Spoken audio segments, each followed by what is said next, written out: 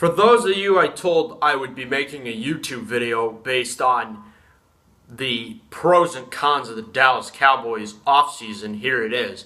Now, do notice I can only do 90% of this because the draft has a lot to still play within the Dallas Cowboys offseason. If Dallas drafts, say a good running back to back up one of our signees we signed in McFadden, if we get either Todd Gurley, that I think he was from South Carolina, or Clemson, you can quote me on that, or if we can get Melvin Gordon from Wisconsin, that would really help.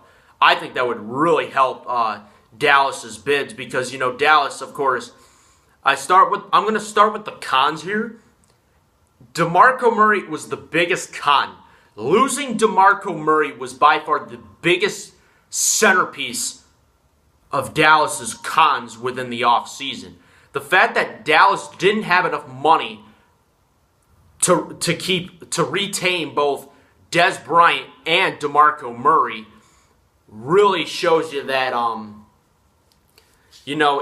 that Jerry Jones has a lot of work to do financially if he wants to keep big-name players. Because then, wouldn't you know, I think a week or so later, he leaves Dallas, he goes to Philadelphia on a 5-year deal, but it's because he got the money he was asking for. If I remember right, in 5 years, he was getting, I think, like $6.5 million a year. And I'm like, well, he could have had that with us. I mean, I don't know why I don't know. But obviously, losing DeMarco Murray was a big part. We lost a shitload of players on defense.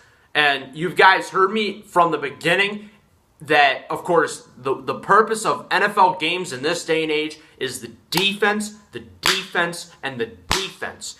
Defense wins you games. And Dallas lost about, if I guess correctly, they lost 4 defensive players this offseason. They lost 3 of them to the Tampa Bay Buccaneers. They released Henry Melton. Okay, I think that was stupid as hell, but whatever. They declined the option on Bruce Carter, and I think Bruce Carter was the biggest player we had on that linebacker core last year. Justin Durant got he couldn't get his contract renewed. Obviously, he was a phenomenal player for Dallas, but he didn't survive long enough because of his injuries. And then we lost Sterling Moore, one of our cornerbacks, to the Buccaneers. And I think Dallas needs to get, of course, I still think they need another defensive back because finding the news that another con that falls within this is Brandon Carr declined taking the pay cut, which means if people who are watching this and don't get what taking a pay cut compared to not taking a pay cut is Brandon Carr wanted all the money on his contract that he was getting, and he didn't want to get rid of any of it because he feels like he's a good enough player.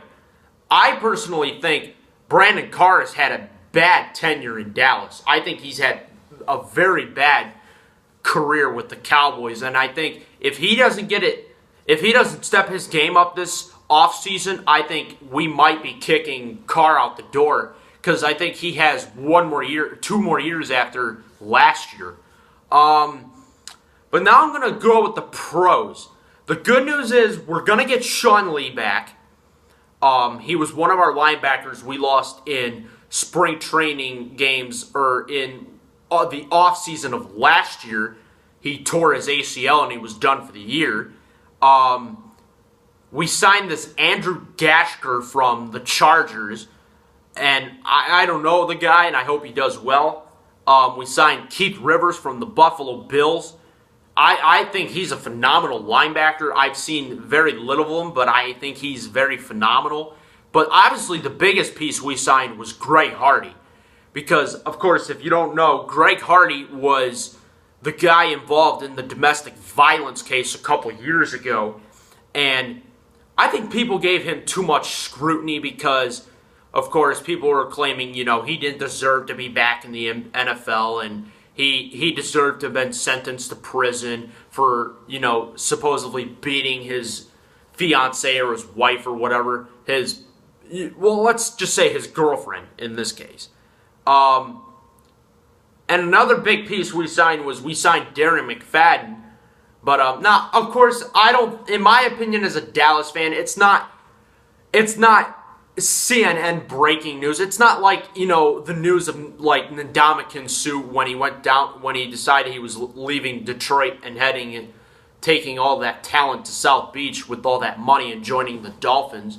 But Darren McFadden, if he's healthy, you can quote me on this day right now. If McFadden is healthy, I think he could be one of the best running backs because obviously we as the Dallas Cowboys have the best offensive line in football. And I think if any offensive line that maybe can prove us wrong is maybe the Philadelphia Eagles. They had Evan Mathis, they had Jason Kelsey, they had Jason Peters. And those are really the only notable guys. I mean, obviously, Peters is one of the most popular offensive linemen in Philly. But I think Dallas needs a running back within the draft. They either need to go for Gurley or they need to go for Melvin Gordon. And if they can't get either one of those, they definitely need a defensive linebacker. Because another con is actually we lost. Yeah, I think we did lose 5 players. No, I think we lost 4. We lost Justin Durant, Henry Melton, and Sterling Moore, all to the Buccaneers. We lost DeMarco Murray to Philadelphia, or Shitdelphia, however you want to put it.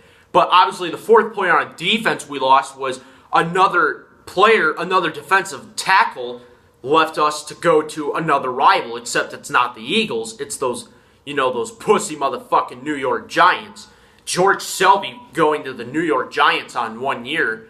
And I was kind of devastated. I like George Selby. I really do. And I hope he has a phenomenal career with, Jason Pierre-Paul in that front line for the New York Giants. But as mentioned, that's our pros and cons for today, folks.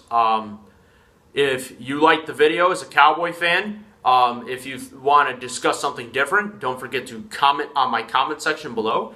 Don't also forget to like the video and also subscribe to my YouTube channel. And I'll get back to you guys as soon as possible with the latest sports news, specifically if you follow the Cowboys, Indians, the San Fran Giants, and the Cleveland Cavaliers. So long, everybody.